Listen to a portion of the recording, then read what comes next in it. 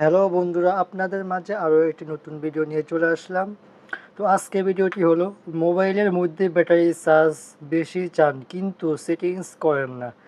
আমার মোবাইলে যদি এক চার্জে 2 দিন চলতো মনে মনে ভাবেন, তাহলে ভিডিওটি আপনার জন্যই। মোবাইলে এমন কিছু সেটিং আছে যা আপনি জানেন না।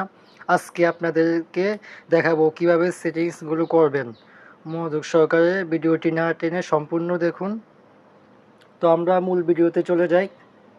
তো আমরা প্রথমে মোবাইলের সেটিং অ্যাপসটি আছে, অ্যাপসটিতে ক্লিক করব। আমি সেটিংয়ে চলে গেলাম।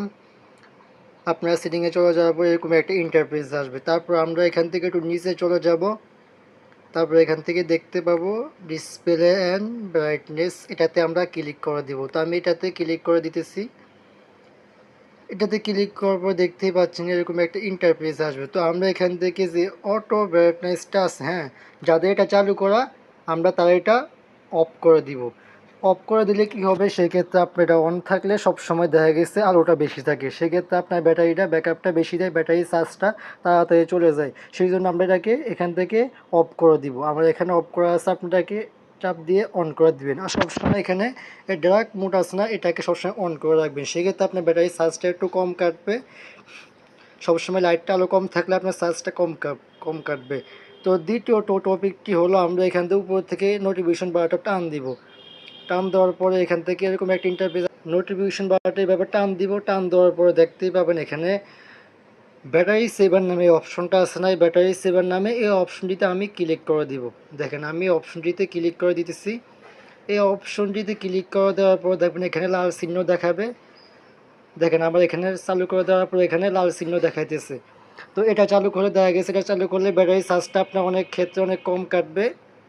দেখুন, আপনি যদি ব্যাটারি চার্জ বেশি পেতে চান, এক চার্জে 2 দিন চালাতে চান, তাহলে আপনার কিন্তু এই এই ডাটা সেভারটা অন করতে হবে। যারা পাইতেছেন না তারা সরাসরি, যারা এখানে উপর থেকে পাইতেছেন না তারা সরাসরি সেটিংয়ে চলে যাবেন। আমি আবারও সেটিংয়ে ক্লিক করলাম।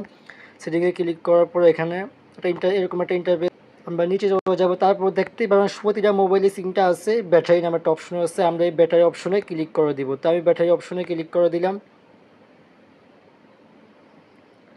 দেখুন ব্যাটারি অপশনে ক্লিক করার পরে এরকম একটা ইন্টারফেস আসবে।